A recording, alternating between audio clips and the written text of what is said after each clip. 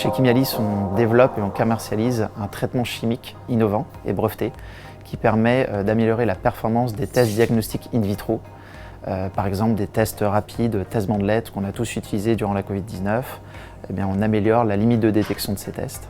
Cette technologie qu'on utilise, c'est un traitement chimique donc breveté qui a été développé, inventé par mon associé Claude Noguès, avec plus de 10 années de recherche au sein de l'ENS Cachan, qui est maintenant l'ENS Paris-Saclay, où est hébergé actuellement Chimialis.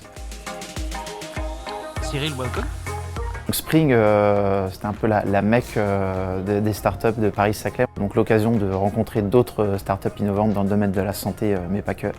La possibilité aussi de rencontrer des industriels, laboratoires pharmaceutiques, développeurs de tests diagnostiques.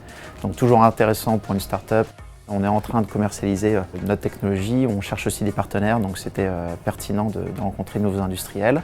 Aussi l'opportunité de rencontrer des investisseurs, intéressant pour nous parce qu'on est en train de lever un tour d'amorçage pour financer la mise à l'échelle de notre technologie. Et puis c'était aussi gagner de la visibilité, donc ce qu'on a bien fait, bien réussi à faire en remportant le concours de pitch dans le domaine santé, avec des très belles boîtes et également qui pitchaient, il y avait de la concurrence. Et puis un joli jury avec Ipsen, Servier, des fonds d'investissement. Et donc ça a permis de gagner un peu en visibilité au niveau national, ce qui est le bienvenu dans une période de levée de fonds et de début de commercialisation. C'était naturel de s'installer à l'ENS Paris-Saclay puisque, encore une fois, la technologie émane de l'ENS. On est juste à côté de l'ancien laboratoire de Claude. Donc il y a déjà des synergies en termes de recherche et d'avancées technologiques. On a un contrat de collaboration, par exemple, avec l'ENS et le CNRS aujourd'hui sur un de nos projets en interne.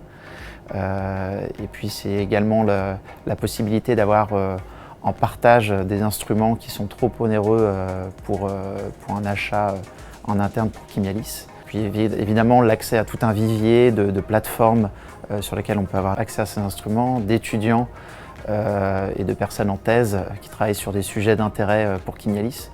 Donc c'est finalement un peu un point central, même si on est éloigné de Paris-Centre, c'est quand même un point central dans le domaine dans lequel on évolue, avec tous les industriels qui sont déjà présents sur le plateau, des laboratoires pharmaceutiques, des développeurs d'outils d'analyse in vitro.